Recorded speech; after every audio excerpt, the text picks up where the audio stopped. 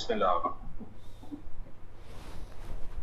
Did you or the other brother share the PowerPoint?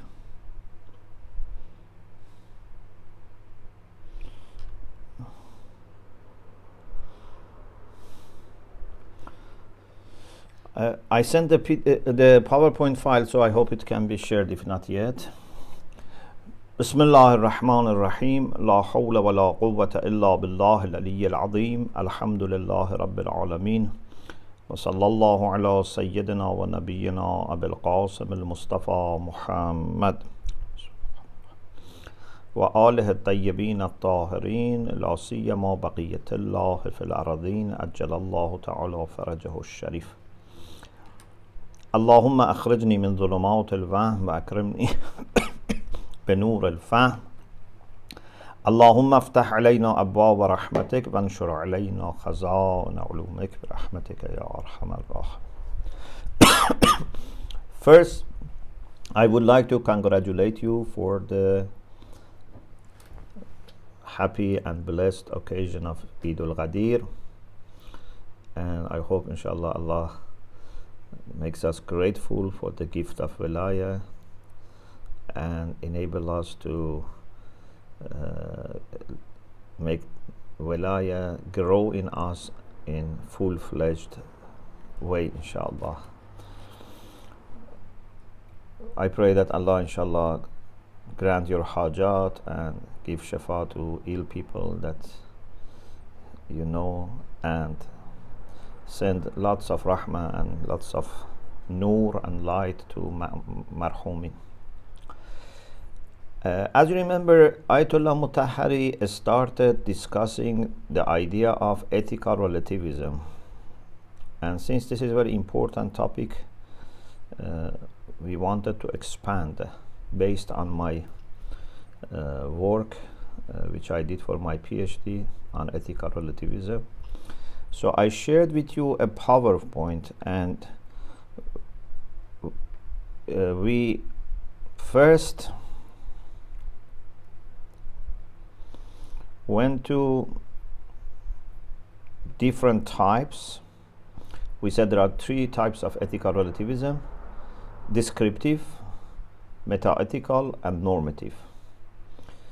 Descriptive ethical relativism, we said, it's just describing what is the situation. They say there are fundamentally different moral values, either for individuals or for societies, and either all fundamental values are different or some. So there are different versions, moderate or radical versions. We talked about this.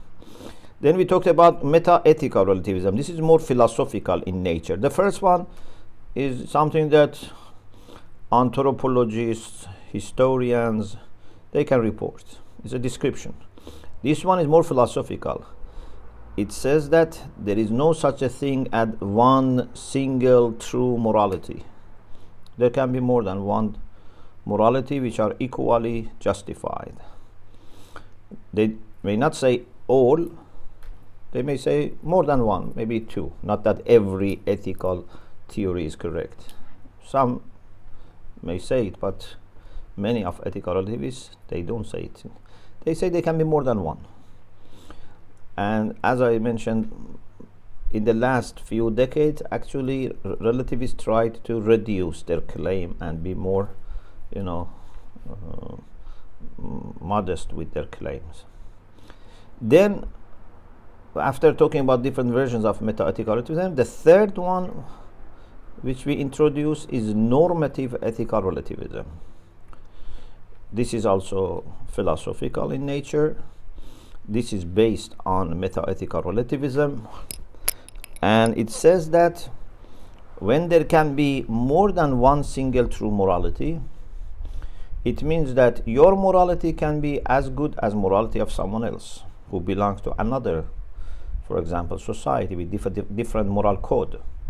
So why you condemn that person if he does something according to his own system to his own moral ideas, different from yours. Why you condemn? You should not condemn. You should not pass any judgment on them. For example, say in your society you believe that slavery is wrong. In their society they believe slavery is okay. Like northern states of the United States and southern states before Civil War. So they had different ideas. Northern states were against slavery. Southern states were in favor of slavery. If you believe in normative ethical relativism, you would say none of the two should condemn the other one.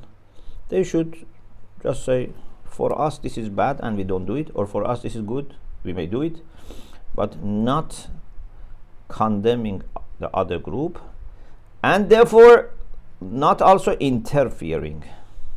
If you cannot pass judgment, you cannot also interfere. Just let them carry on. So this is the idea of those who believe in normative ethical relativism. We reached this point, history. This debate has long history. Maybe we can say it's going back to the beginning of ethical discussions. We have roots of this discussion even in the works of Plato when he reports about Socrates. So this is a long debated discussion, and many books either have been compiled about this or have discussed this among other topics, articles, etc. Lots of things. I don't know if I mentioned here or not. I always have this memory that when I started my PhD on ethical relativism, I was in the library of University of Manchester, John Ryland's library, and this is 97, because I started January 97.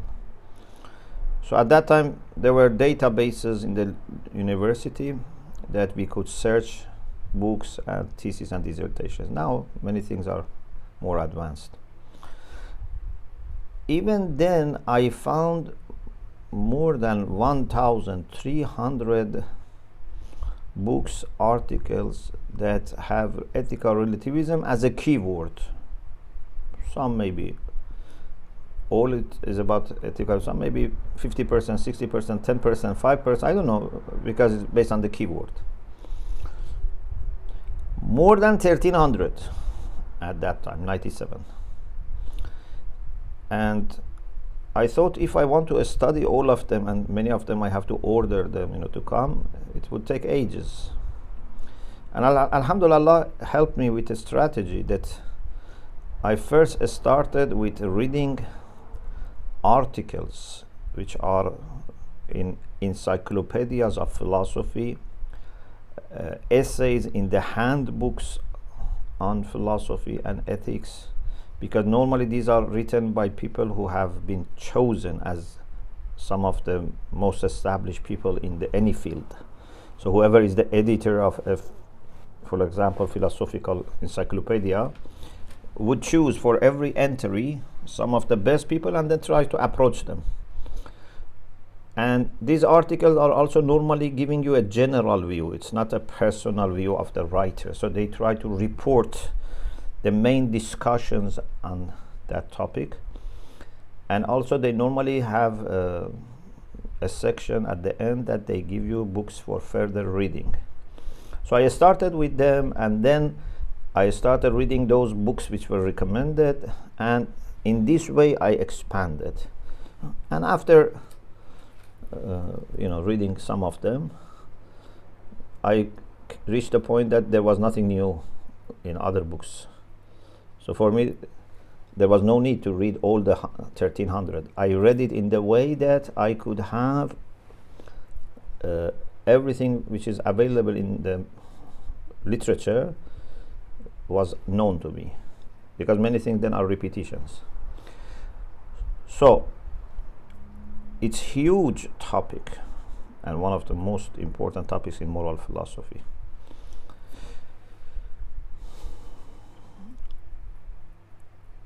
In contemporary thought, moral relativism is also very much relying on findings of anthropologists in the 18th century and 19th century. When colonial powers went to different parts of the world, they were shocked by different things, by the size of the world, by diversity in the world. But one thing which in particular is important for us, they were shocked with different customs and morals. I say shocked because it's very important. I think they needed time to overcome this shock and explain it. In the beginning, they thought, oh, so much diversity, so much differences, and then they doubted universal values, especially if they tried to be nice. Because if they didn't try to be nice, they could say, they are all rubbish, and only our values are universal.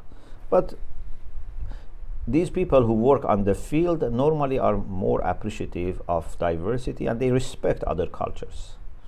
So they said, there are lots of different ways of looking at ethical issues, and therefore you find that many people who wrote about ethical relativism are not actually moral philosophers, are anthropologists.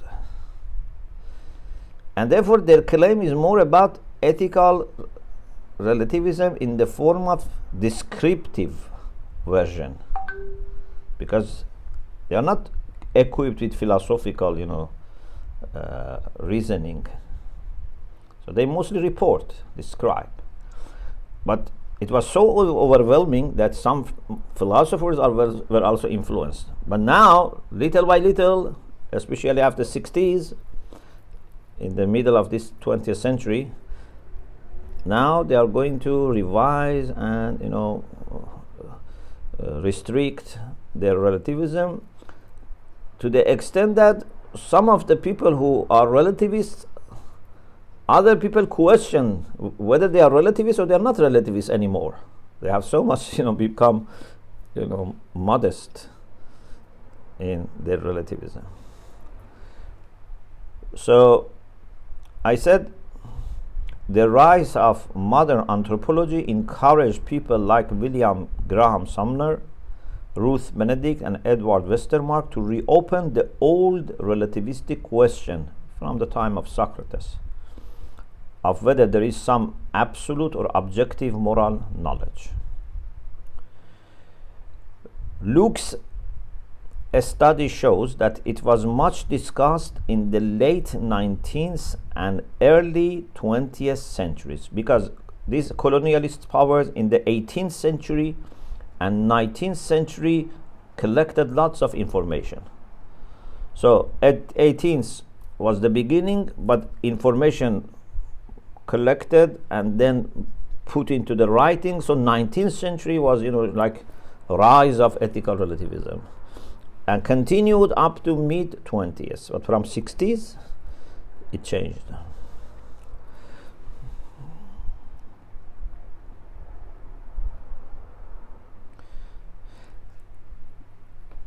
An overall study of the literature on ethical relativism shows that unlike in the late 19th and early 20th century, the interest in ethical relativism has recently declined.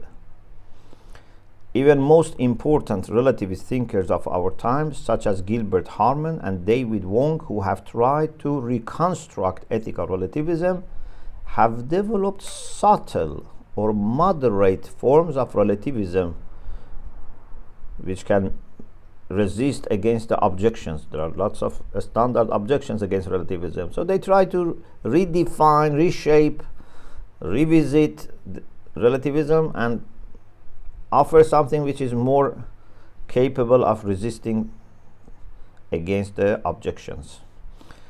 Their relativism strictly dismisses the idea that in morality anything goes. They don't say in morality anything goes. They believe that there are many moral ideas which are wrong. But they say there can be more than one, which is true. Not everything, but more than one. They both believe that morality is subject to some rational constraints. There are good and bad arguments for the moral positions people take. They both are also cognitivists. What does it mean? It means that moral statements have truth value. They can be true or false. Because, for example, emotivists, moral statements are just expressions of emotions. So when you say honesty is good, it means just wow. It's just you are expressing your emotion. There is no truth or falsehood here. Even some of their critics, like Arrington, who was a professor in the State University of Georgia in the United States, and I met him in a conference here in UK, and because I had read his work and I liked it, so I asked him to read and comment on the draft of my thesis, and alhamdulillah he managed to do some of it when he was still in the UK. And then I said, please take your time. So he went back to the US and read, and commented for the rest. So I know him personally also. So Arrington says that no longer what Harman or David Wong say is relativist. They have so much reduced and limited their claims that maybe it's no longer relativism.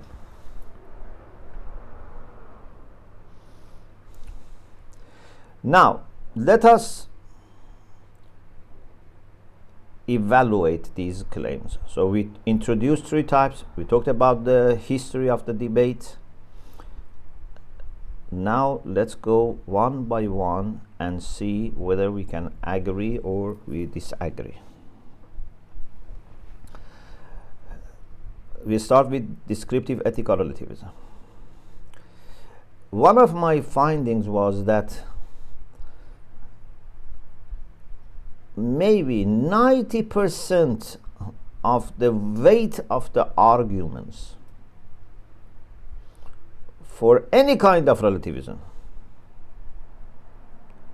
is these differences that they found. Although they are supposed to just go by philosophical arguments, for example, in meta-ethical one or normative one, but still they go back to the claim that there are many differences in the world, people disagree on abortion, etc. So descriptive ethical relativism has become the basis for most of the arguments for the other two types. And descriptive ethical relativism is simple, just putting some data together, some field studies together. So if you have proper evaluation of this one, it helps you with the other two as well. Descriptive relativism in its strongest form, which says all values are fundamentally different between individuals or societies, this strong version lacks evidence. How can you prove that all moral values are different? How can you even investigate all cases? You need istiqra, you need complete induction. How can you survey and say all are different? Have you gone to all parts of the world? Have you talked to all people of the world and you found nothing common?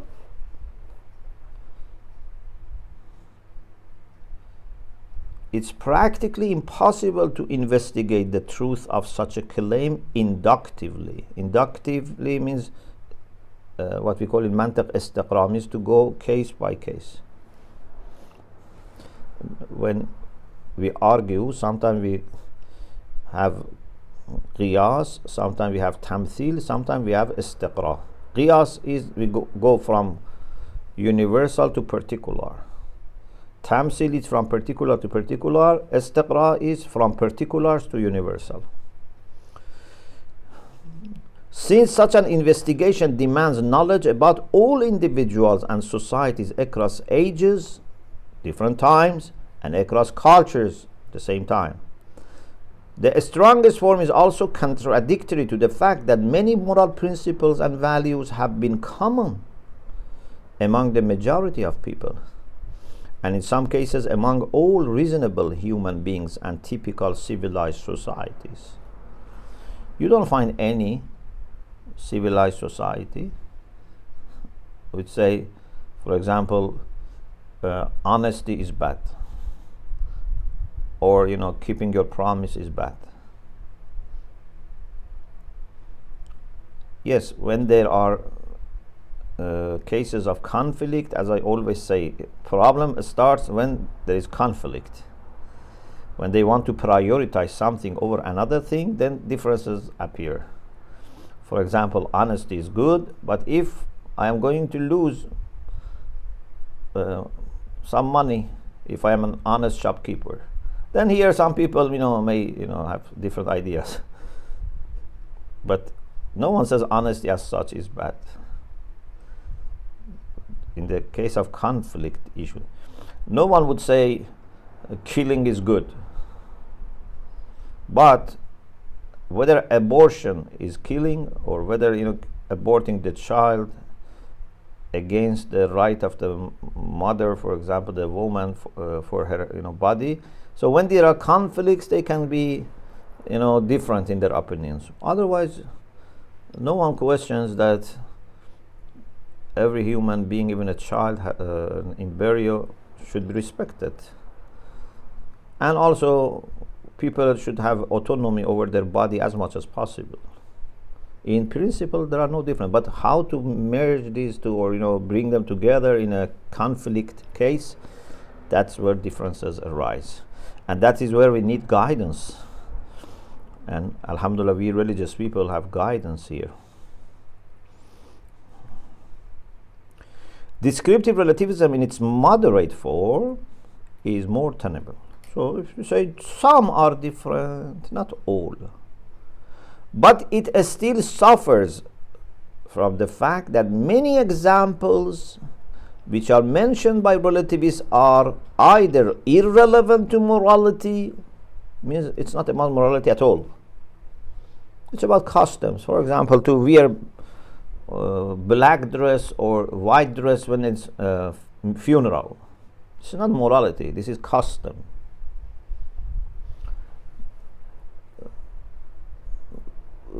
In some societies, it's good when you are a guest to finish the food. When you are offered the food, it's good to finish. This shows that you enjoyed. In some societies, it's better to leave something to show that there is enough food. If you finish, they say, oh, maybe there was no enough. So people have different ways of showing gratitude to the host. But this is not morality, this is a kind of practice. Otherwise, they all want to show respect and appreciation. So sometimes it's not related to morality, sometimes it's related to morality, but when you go deeper, you find there are commonalities. Inshallah, I will talk about the issue of eating or burning of the dead bodies of the relatives that Darius, the Iranian king, faced. We talk about it, inshallah. So, descriptive relativism in its moderate form is more tenable, more capable of being defended and being held, but it suffers from the fact that many examples which are mentioned by relativists are either irrelevant to morality or do not show fundamental differences. Because we mean by fundamental differences that the differences go up to the very root. Not that on the surface there are differences, but then they all go back to common values in a more underlying level. In any case, descriptive relativism as such, I mean by itself, in either of its forms, can be accepted by objectivists or absolutists. It's not harmful. Suppose we say, okay, suppose in the worst scenario, all people have different moral ideas. Suppose. Okay. This doesn't mean that there is no single true morality. Who said that if there is truth, people should agree on? This is a very important point. Is a requirement of truth that people should agree on it? No. Even truth can be sometimes rejected by all people, and it still is truth. Lots of scientific facts in the past were rejected, were not accepted by people of the world, except maybe prophets, ma'sumin. Everyone thought Earth is flat, apart maybe from ma'sumin or those who were trained by them.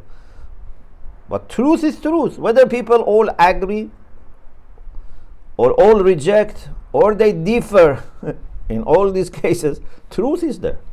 So, in the worst case, if we accept radical version of ethical relativism, in descriptive ethical relativism, and say, all are different, fundamentally different, okay. In Arabic, it says, "Somma mada." Okay, then what? They might have made mistakes. Of course, it's not true. There are lots of commodities, but I'm saying it's not harmful. In any case, descriptive relativism as such, in either of its forms, radical and moderate, can be accepted by objectivists or absolutists. I mean non-relativists, absolutists or non-relativists. Because their belief in a single true or most justified morality does not require any level of agreement, just as physical facts may be both true and at the same time disputed, even rejected.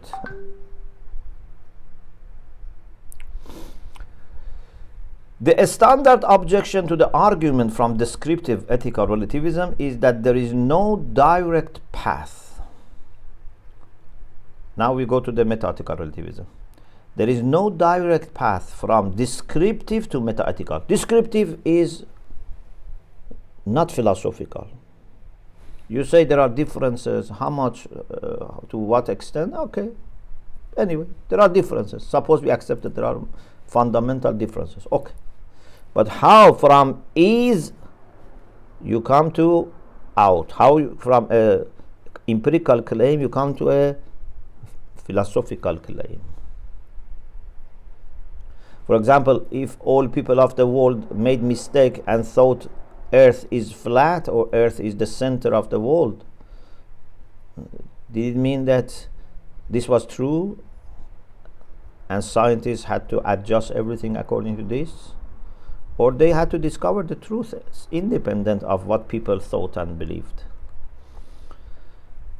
If all people have different opinions, this doesn't mean there is no single true morality. If you want to prove, you must prove it philosophically. Or if you are a religious person, you can prove it religiously, but not from field study, from what actually people hold. So the standard objection to the argument from descriptive ethical relativism is that there is no direct path from descriptive ethical relativism to meta-ethical relativism. The mere fact of difference in ethical codes does not imply that the codes are equally true or justified. You cannot say because northern states believed slavery is wrong, southern states said slavery is right, they are equally true or equally justified. No. Such variation is in itself merely a truth of descriptive morality, a fact of anthropology, which entails neither a first order nor second order ethical view. Means it's not a philosophical idea, and it's not a philosophical idea about a philosophical idea. It's totally empirical. There is no way to go from what people believe to what really is the case. There is no logical implication here.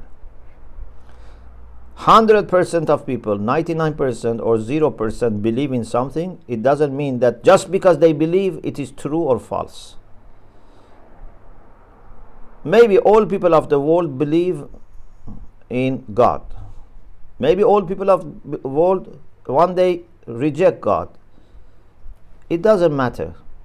We have to look into the arguments. We have to establish for ourselves what is the truth. People want to agree or disagree, or partly agree, partly disagree. We go by the arguments. In Hausa we say, نحن أبناء الدليل نميل حيث يميل. We are children of reason. Dalil means reason here, not aql. Dalil means reason. Means in the sense of argument, proof. We go wherever the argument, the proof takes us. We follow the truth through the proof. There is no way to go from what people actually believe to what really is the case. There is no logical implication here. We discussed descriptive relativism. We said, the strongest version cannot be proved, the moderate is fine, but no matter which one you take, it doesn't have any harm. About meta-ethical relativism, we said that there is no way to establish meta-ethical relativism based on descriptive one. Now we go quickly to the normative. Of course, I am making it very simple and very brief. The book is more than 200 pages. My book on ethical relativism. I'm trying to make it very simple. As a reminder, what was normative ethical relativism? The idea that you cannot pass judgment on someone from another moral system, and you cannot also interfere. So, Bernard Williams, in his book, which was published in 1972, says that this view was popular among some liberal colonialists, those who were, more, kind of considerate. They didn't want to impose their ideas, especially amongst British administrators in West Africa and the like. And he says, despite inconsistency of this view, it may have had a beneficent influence at that time. So philosophically, whether it is true or not, is something, but practically it was good because then they didn't impose, they respected, So if I go to another culture and believe that their moral system can be as true as mine, this can lead to respect and tolerance. Of course, I will mention that this is not the only way to be tolerant, and also this doesn't guarantee that those who believe in ethical relativism are tolerant. So you can be tolerant and non-relativist, and you can be relativist and non-tolerant. But in that case, yes, these people were more tolerant because they believed in kind of relativism. I think Wong is also right that normative relativism is often defended by anthropologists. The reason I mention this is because he says these are anthropologists. He's himself relativist, not philosophers. Perhaps in reaction to those Western conceptions of the inferiority of other cultures. So these were more nice people, more nice anthropologists who said, we should not feel they are inferior to us because they have different ideas. The standard objection to the argument from descriptive ethical relativism Sorry. In general, adherents of normative relativism, including anthropologists or non-anthropologists, argue for it or for the principle of tolerance from descriptive or meta-ethical relativism. I have not yet observed any other argument. So you have to believe in the first or second type so that you believe in the normative one. This is the way they argue. The problem with the former, i.e. the argument for the normative relativism from descriptive relativism, other than the problems which are in descriptive relativism itself, we are not repeating those problems in descriptive relativism, but just we are now saying, suppose descriptive one is okay. Can you argue from descriptive relativism for normative relativism? You say no, there is no logical relation. There's a gap here between empirical fact of diversity of morals and the non-empirical normative claim of the necessity of non-interference. There's no logical relation here.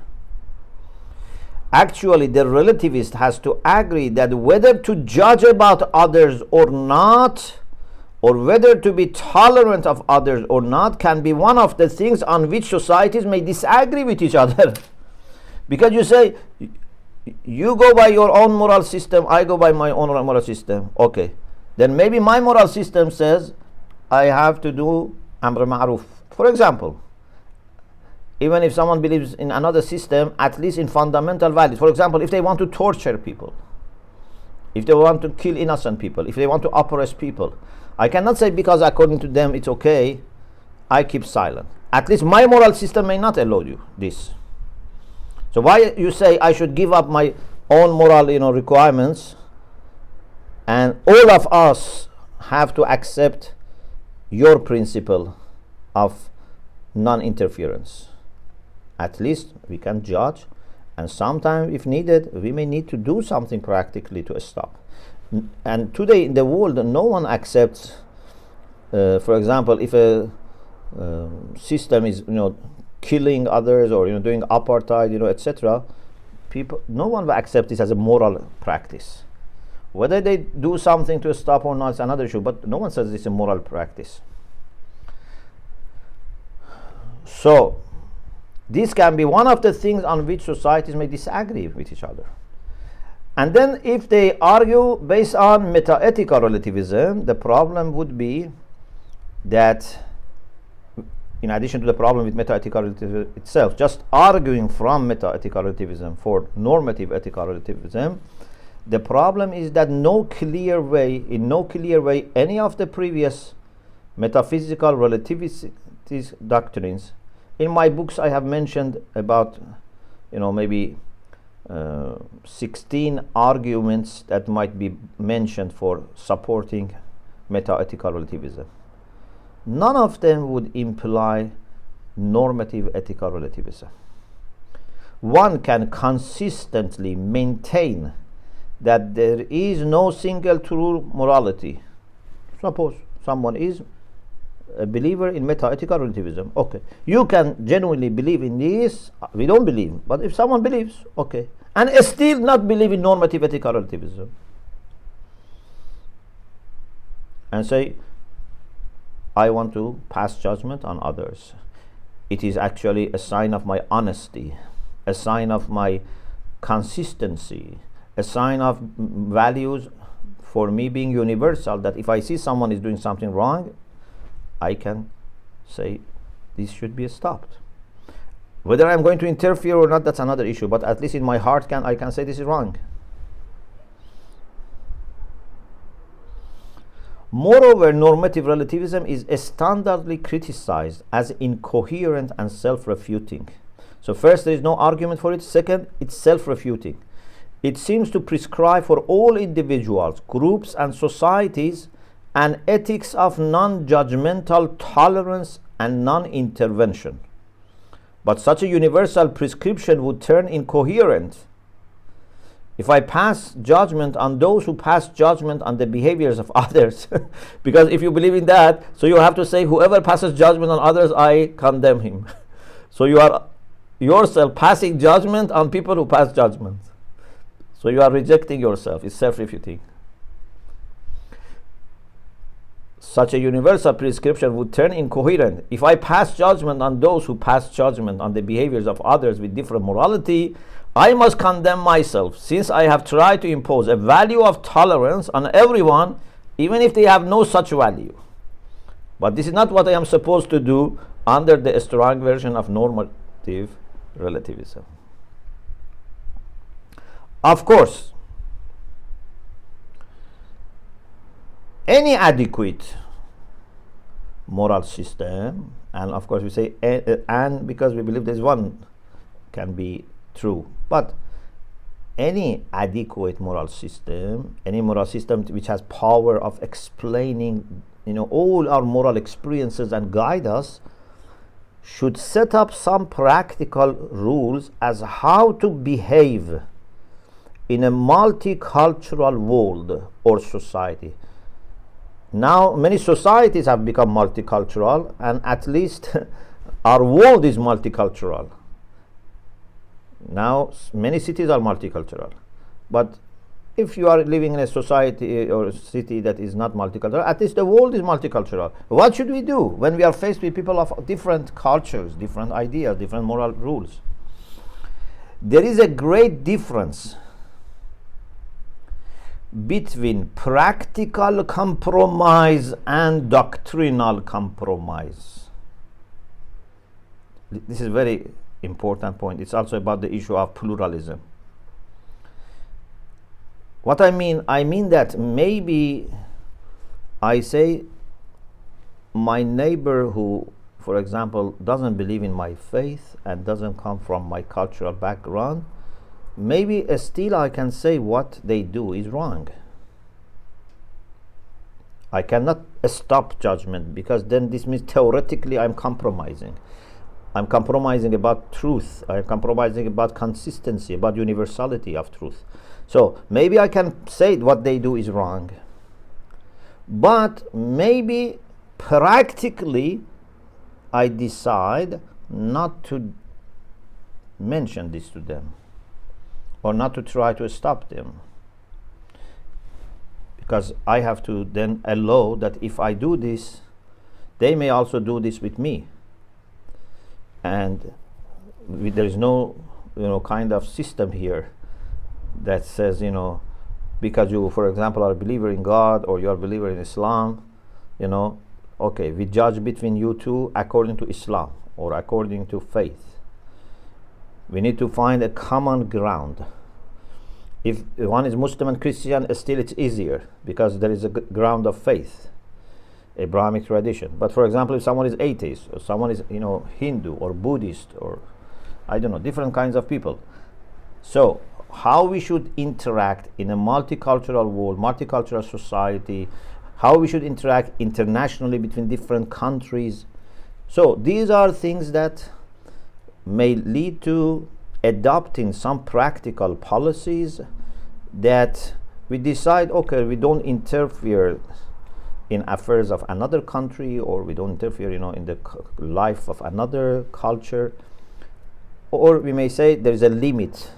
Up to this limit we don't interfere, but for example, if it reaches the level of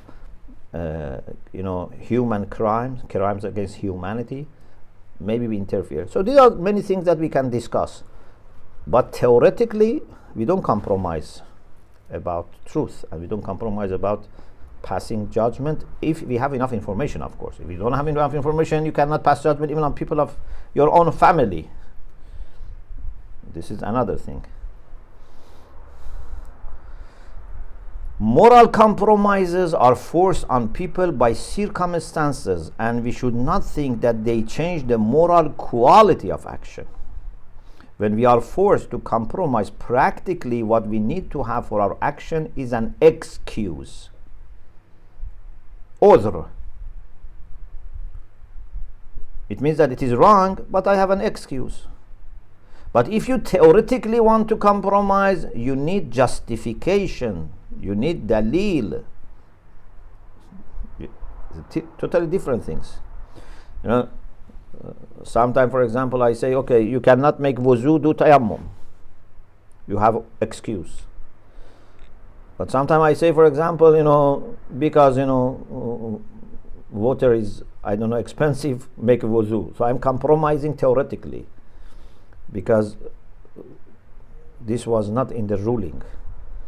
Yes, if it is not affordable, you know, and you are going to suffer, that's another issue. But for example, if someone says, now in this age, water is not very common and very available, so you have choice. You can make wuzu, you can make tayammum. This is compromise in theory. So, when theoretically we change our idea or compromise, we need a justification to show that it's really right when properly understood. Circumstances support excuses and do not serve as justifications. Then there's a discussion here about tolerance, and the summary of it, our time is over, is that we may not accept relativism and still believe in tolerance, believe in respect, believe in non-interference. It depends. And someone also may be relativist and not tolerant. It depends. You have to look at the entire system that they have. It's not that every relativist is tolerant, every non-relativist is not tolerant. No. So this is also another issue that I have discussed here. I hope you have got the PowerPoint. So Alhamdulillah, our discussion on ethical relativism, summary and brief discussion finished. Inshallah, in next session we go back to the book bi'iznillah. Alhamdulillah Rabbil Alameen.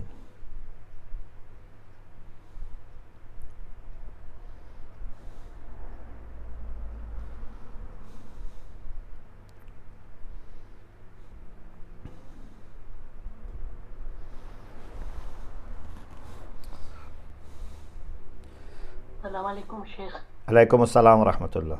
Hope you're well. Thank you very much. Thank you for this excellent talk. Of course, I've been through this series of lectures with you in person on moral philosophy.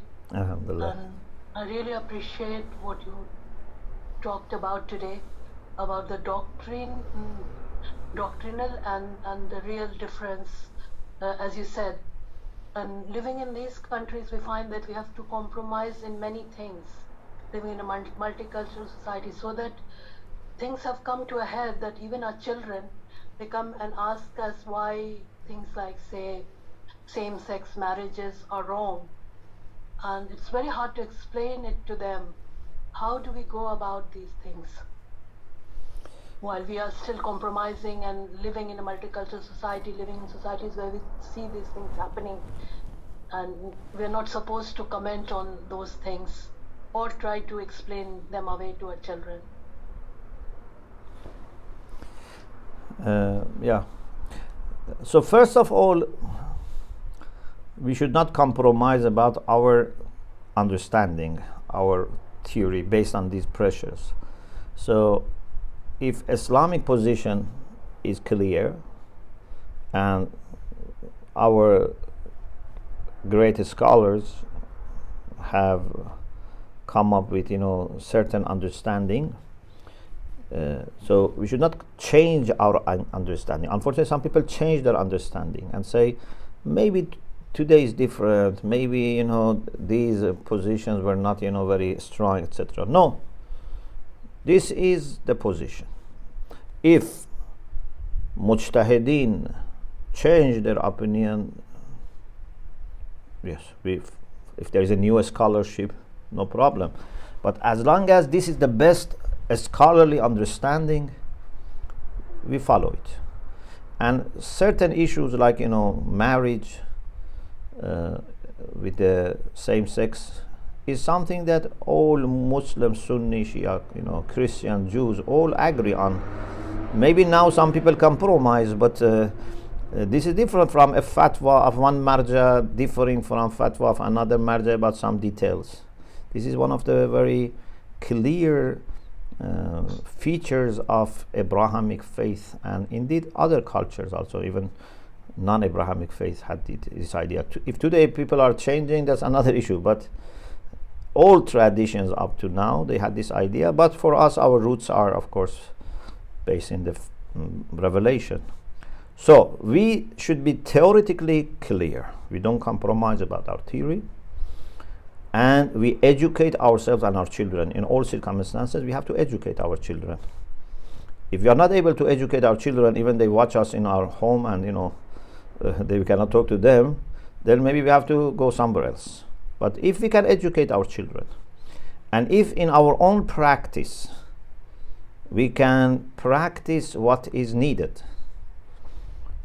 Sometimes there are secondary ahkams, but this comes from Maraja. If Maraja say, still you have to observe, for example, hijab and go to work, otherwise, don't go to work. Or some say, no, maybe, for example, for education, you need to know education. So if, for example, in France, they cannot go with hijab. Some Maraja may say, still you go and, get educated and then put hijab outside university.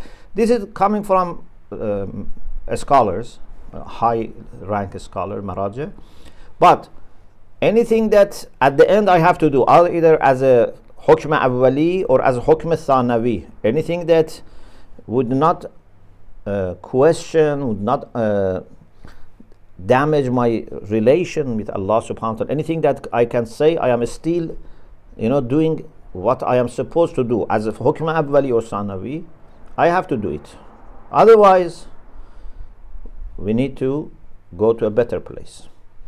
Alhamdulillah, right now, in almost all over the world, there is some level of freedom that you can, educate your children, you can, practice, but there are lots of pressures from outside to make you think like them, to make you believe like them, to make you even endorse what they do. You have to resist against these pressures. And then what type of approach should you have? Should you have confrontational approach? Should you have soft and dialogue based approach? These are different things that has to be discussed. So I think in general, but case by case can be different, from country to country can be different, issues can be different, but in general we have to be as much as possible investing on education and formation of ourselves and our children, so that they are confident, they have clear sense of identity and belonging to the community, but at the same time they are not rigid and they are not troubled if they see people are doing other things. We have our own understanding. We cannot expect they do like us, but we can have our own understanding, identity, belonging, and we should learn how to do maneuvers so that without confrontation we maintain our practice. You see what some other faith communities do. Almost they do everything they want, but they keep it quiet and they don't let anyone to confront them. So we have to understand what's the wise way of remaining strong in aqidah, but soft and gentle in behavior, especially interaction with other people. Thank you very much. May Allah bless you. Sheikh. Jazakumullah. It's a difficult thing really though, Yes. because those other communities, they have loads of money and efforts, they've put their own schools and everything, which we haven't done to that extent or to any reasonable extent. So perhaps another lecture is needed on how we can tackle all these issues Sure. and what we can do about it. Thank you very much. May Allah bless you, inshallah. And this is why making Islamic schools and supporting Islamic schools are very important. Sometimes people with difficulty make a school, but then people don't send their children there. And they expect from this school, from the first day, to have a high level and a standard of education comparing to the governmental schools which are funded and supported. We have to work together. Of course, they have to raise the standard, but on the first day you cannot expect them to be equal. Or for example, you say governmental schools are free. Why I should give money to go send my children to Islamic school? This money is not wasted. This money is not spend it the way you can say I will save it if I don't give it. So we need to support our schools, our madrasas, and one great support is by sending our children, encouraging them to go to this. Another is by volunteering, by financial support. All together we have to make these institutions work, and those who work in these institutions also, they should feel responsible that they have to offer the best possible standard as much as they can. They should not relax because it's a community and outsiders are not here. They should be very hardworking, and alhamdulillah normally they are. And on the other hand, parents should lower their expectation to what is reasonable.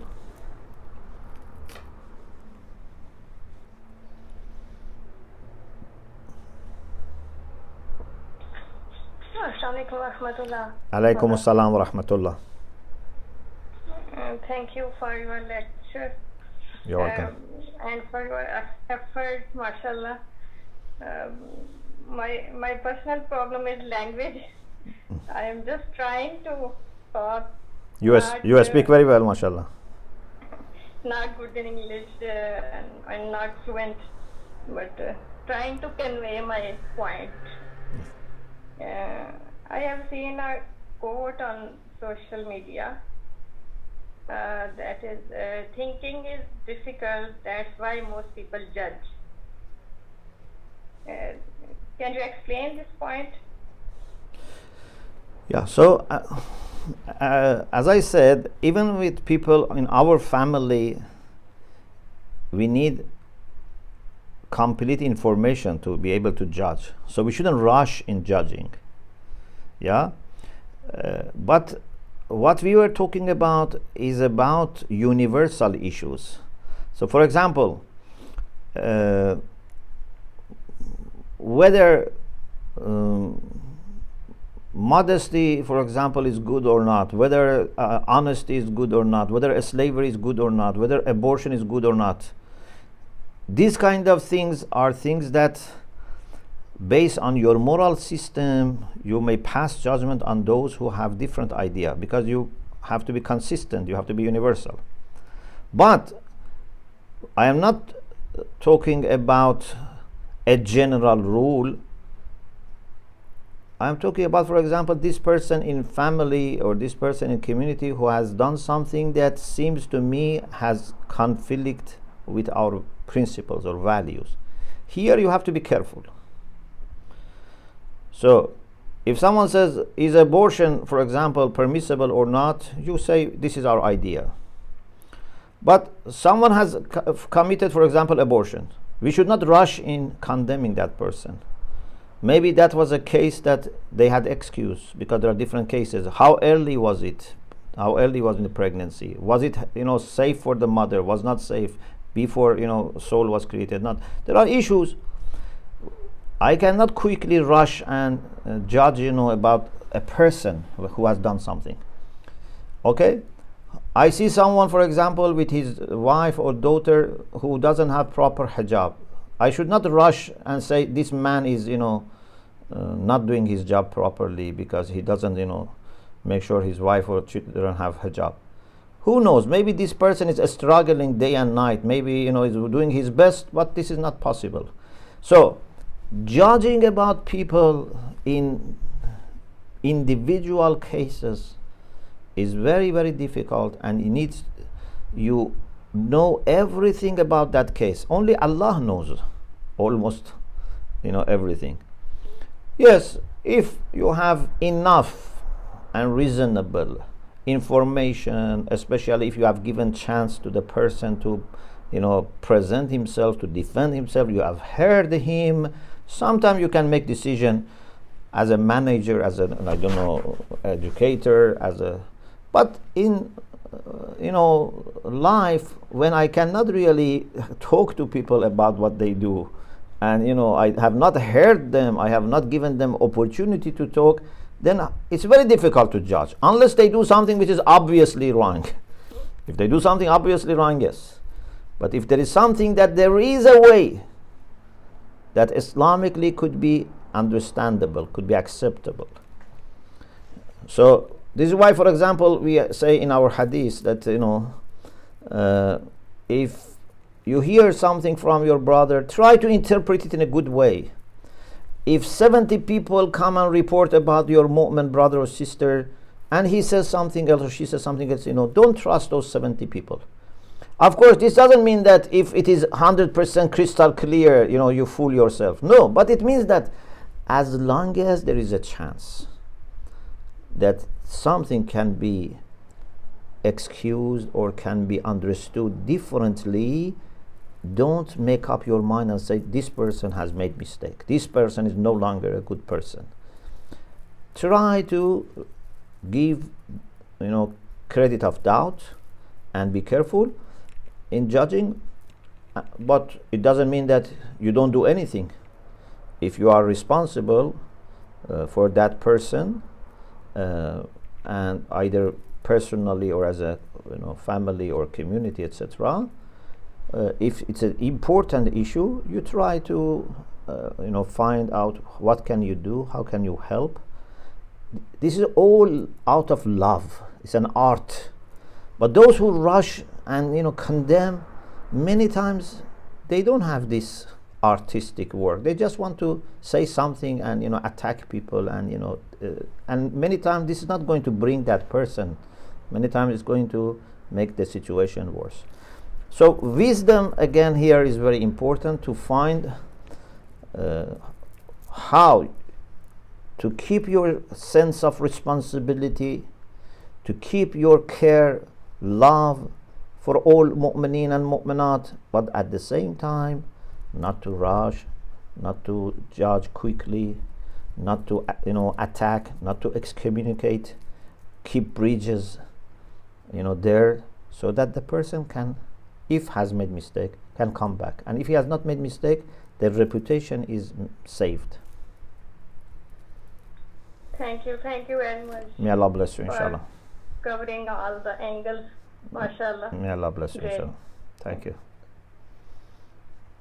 Please pray for us, inshallah. We can understand true Islam and inshallah convey it and practice it, bi'iznillah. Assalamu alaikum, Malala. Alaykum assalam wa rahmatullah. Okay, Malala, my question is we're talking about sometimes we are in our norms, in our culture, in our family, there are people who are creating problems for us on religious point of view as well. They connect the very, very basic beliefs. For example, after so much getting to understand the information, like why marja are important, how their orders are important, and not orders, in fact, how their fatwas are important, how the way they are struggling in the fields of a hadith, that those things are important. So people in families sometimes try to put their beliefs higher than ours. Like they try to, just because they are more in groups, like they're trying to impose their beliefs on you and saying that you are not on the right path. What are those things we should be checking on ourselves to keeping that light of information, that light of knowledge enlightened in us, that we should be, we should not become low in confidence that maybe we are wrong. For example, a very basic topic about Mawla Ali, Vilayat, and the Salsa, these major problems, when we literally are sometimes feeling maybe we are wrong, they are right, and other things following up. So what are those things we should actually be checking on ourselves when we are facing such things, that the belief system, the aqaid are actually attacked by other people? So how should we keep a check on ourselves? There is only one truth. in every issue, there is one thing that can be true. Number two, truth sometimes is obvious. Like, for example, I can see now it's day. I can see light of the day. So it's obvious. Sometimes truth is something to discover. To discover, sometimes again, it's easy. For example, someone says, this city is like this. I say, okay, let me go to that city and see. Sometimes to discover the truth is a matter of decades of research, of a study. So we want to understand truth about a fiqh issue. It's not, to travel to Qom and Najaf, see the truth. Yeah? And it's not like looking at the sky and seeing the truth. Truth here needs decades of a scholarship. So how can I see the truth? I cannot see the truth directly. I can see reliable ways towards the truth. So I have to choose with investigation, with research, as much as you need, till you are sure. Do your best research and find who is the most knowledgeable muttaqi marja. If then your marja says something, or if all marja say something, and then some people don't accept, you shouldn't then question this understanding. Because truth is one, and in such case only it's a matter of decades of research that can give you an access to the truth, and for you have to follow such people. So if all people of the world now tell you that you should act differently, you say, no, I don't have any better way than this. But if they don't accept, can be patient. You don't need to prove to them. Yeah? When you explain the point, when you discuss with them once, twice, three times, they don't accept. Okay, give it a time. Be kind to them, be respectful to them, but don't give up. Amir al-Mu'minin says, لا تستوحشوا في طريق الهدى لقلة أهله. If you are on the path of guidance, don't feel lonely because not many people are here. If you have not inquired about what is the path of truth, yes, you have to worry. Maybe I made mistake. Why no one is here? But if you have done your job properly, you have worked hard to establish what's the most reliable way to access to the truth today in this age, and you have chosen the best scholarly approach to the truth. Now, whether millions of people also are with you or you are alone doesn't make difference. One more question, Aga, if you have time. Yes. Like we are told that to keep husn zan towards other people. Yeah. To mu'minin, we have to give ourselves like 100 good reasons why the person did this or that, which might be disturbing in the matter of fact, but we have to give ourselves, a good thought about what are they doing. But sometimes people are potentially doing stuff which is like small things, but which is not very good. In relation to the relatives and stuff. Also, I will take you a little bit to Ahl Bayt as well. My question is like literally very disturbing question, I will say, that why there are many imams who were killed or were poisoned by their own wives. Their wives killed them. So imam sees through the person, their future, past, everything, because he has information by Allah. They kept so much enemy-like people so close to their life, like they literally kept them in the form of wives. Those people who were so much in enmity with them. This is a part of my question. And the second part is like, how many times should we forgive the people around us, the relatives who are literally harming us on a daily basis, or maybe not daily basis, on occasional basis when we go and meet them, and they are consistently doing those things which are not really, but they have got our blood relations with us. So how many times should we forgive, and why? Like what? Can you give example? For example, if we are having a majlis and we prepared, another of Imam Hussein, and sometimes the thing become less or more, or it's shortage, or somebody didn't get enough, they'll start talking, or things like that, which are very, very petty, but they start making big issues out of it. Like, we didn't get enough niyaz, or like, so this majlis was not enough, properly arranged and stuff like that. Very small things. Or sometimes, spreading rumors about people, about you, which are not true.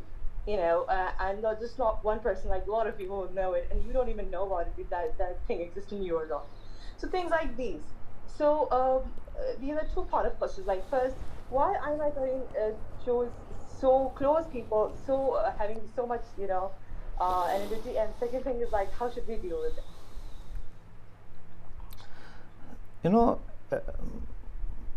Ahlul Bayt alayhimus salam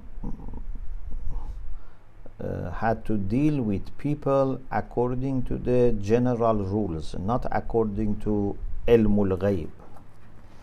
So even if Amir al-Mu'mineen knows that Ibn Muljam is going to kill him, he should not change his behavior towards him. First of all, he knows that this is going to happen, and Allah gives him this amana, this knowledge as amana, because Allah knows that he is not going to change his behavior. Secondly, he is our role model. If Imam kills someone because in future he's going to kill him, then every person starts killing other people and say, no, I was sure that they are going to kill me. Say, but Imam had ilmul ghaib. So Imams act not according to what was exclusive to them. They act according to the parameters that are available to us, so that we can also learn. And this is actually the great size of their patience and large heart, that they can live with people that they know what they are going to do in future, but they try to keep calm, they try to keep relations today normal, because today this person has not yet committed that crime. So this is actually the reason why then Allah gives them this kind of knowledge. Allah doesn't give knowledge to someone that is going to use this knowledge in a personal way. With respect to your second question, these things that happen in family or among friends, for example, you prepare some food or niyaz, they may say no, was not enough, etc. You should take it first of all as a sign of concern, as a honest statement. They want you to do something better, not they want to complain. But even suppose you say, no, I know this person always wants to complain and lower my for example, performance or etc., position, etc. Take it easy. Don't let these things affect you. Many times we may also say things like this to other people without even knowing, or sometimes maybe knowing. We are not all ma'soom.